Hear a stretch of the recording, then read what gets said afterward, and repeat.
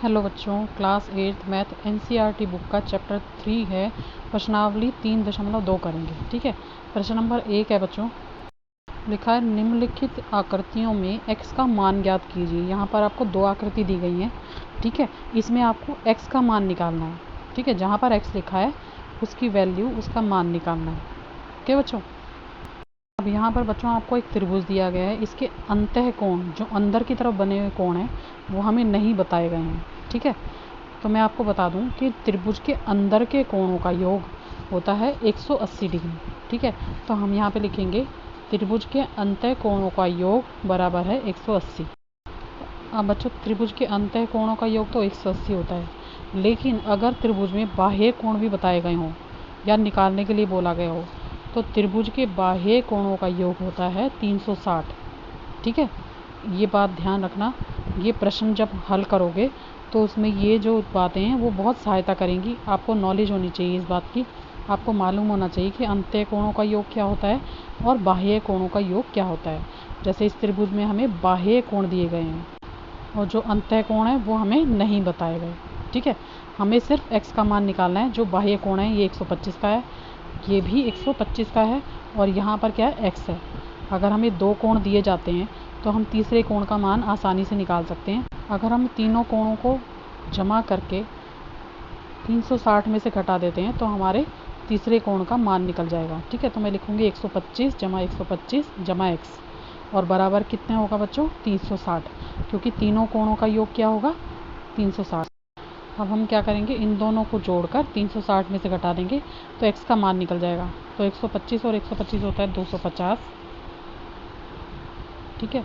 जमा x बराबर 360। मैंने इन दोनों कोणों को जमा कर दिया और x को ऐसे ही लिख दिया, फिर बराबर का निशान 360 डिग्री।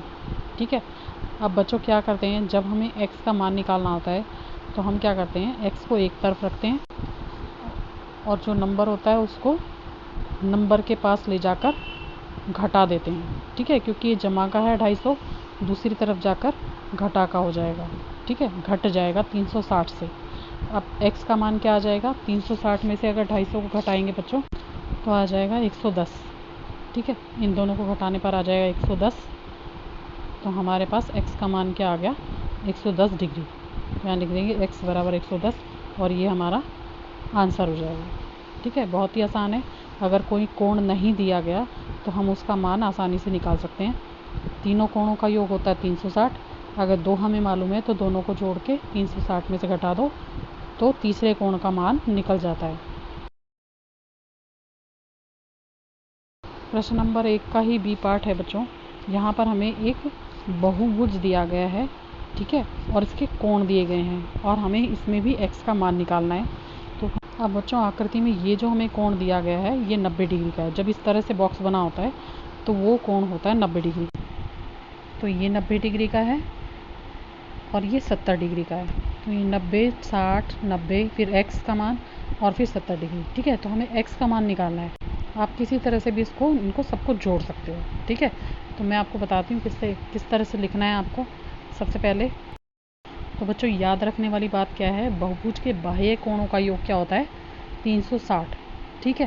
पहले ये जो मेन जो चीज़ें होती हैं, बातें होती हैं, आपको याद करनी चाहिए कि सबका योग होता कितना है। तभी तो आप किसी का x का, y का, z का ऐसे कुछ दे रखा होगा तो उसका मान निकालोगे। ठीक है।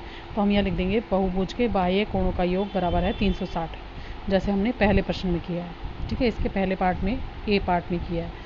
अब ये मैंने लिख दिया। अब हमारे पास कितने कोण हैं, सारे जितने भी कोण दिए हैं सबको हम जोड़ लेंगे। ठीक है। आप कहीं से भी स्टार्ट कर सकते हो।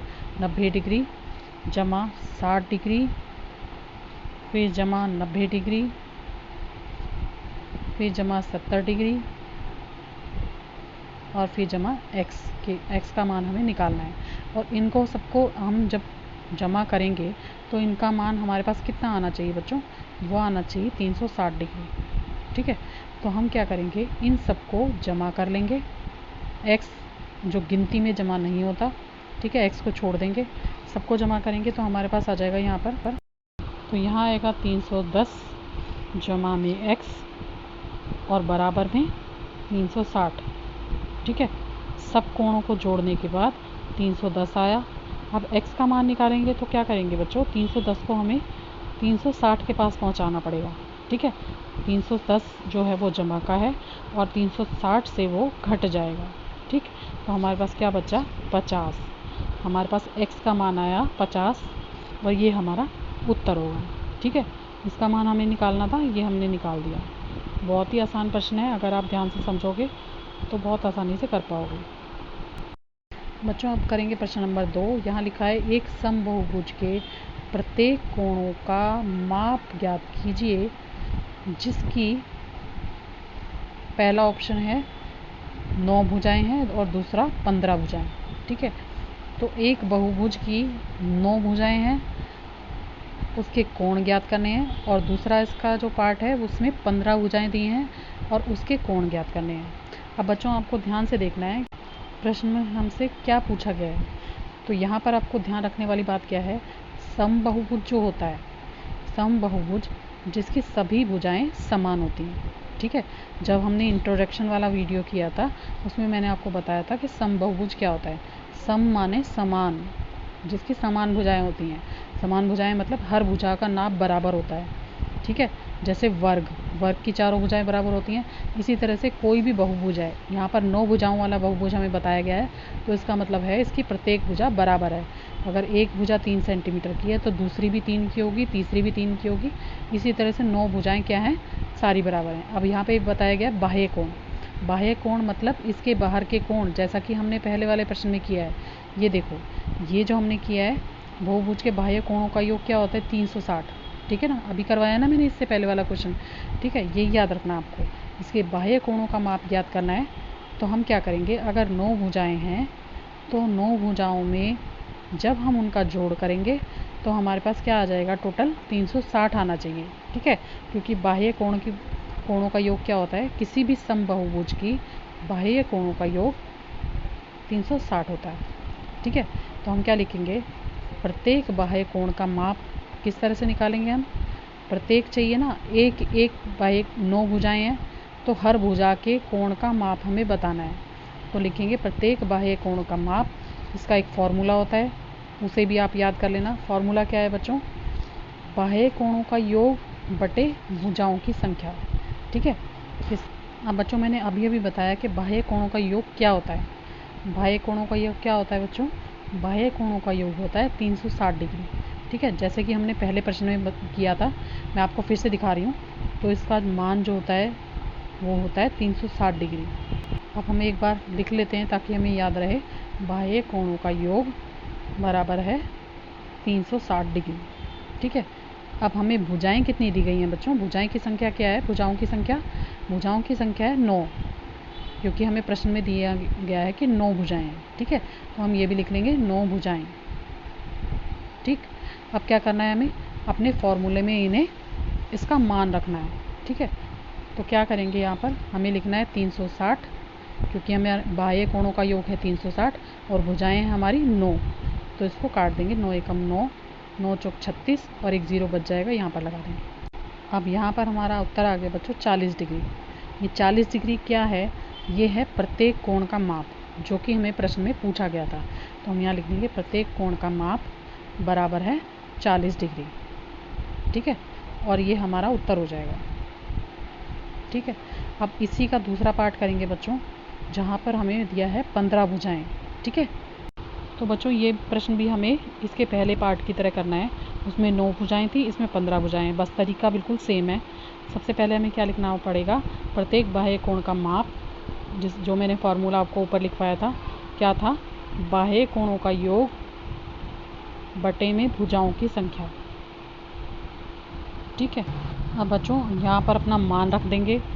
बाह्य कोणों का योग हमें मालूम है कितना होता है, वो होता है 360, और भुजाओं की संख्या हमें दी है 15, तो इसको 15 से भाग कर देंगे। तो यहाँ पर मैं काट दूंगी, 15 एकम 15, 15 दूनी 30, यहाँ पर 6 बचा, 15 चौके 60, 24 आ गया।